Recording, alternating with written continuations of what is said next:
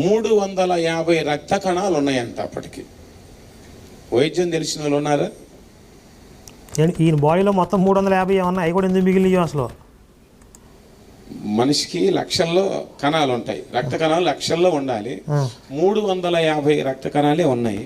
అబ్బా, రక్త కణాలు లేవు, కిడ్నీలు లేవు, ఊపిరితిత్తులు లేవు, లివర్ లేదు, అయినా కూడా సెలైన్లు, ఈ ఆక్సిజన్ మాస్క్ అన్నీ కూడా పక్కన పడేసేసి మంచం మీద ఎగిరేరు డాక్టర్లు అందరినీ కూడా గందరగోళం చేసేస్తున్నాడు అసలు. ఈ ఒక్కసారికి క్షమించయ్యా, ఏందయ్యా ఇది నేను కళ్ళారా చూడటమా అని ఏడుస్తూ ప్రార్థన చేస్తుంటే మా పాస్టమ్మ గారి అలా చేస్తూ చేస్తూ అలాగనే లీలమైపోయింది.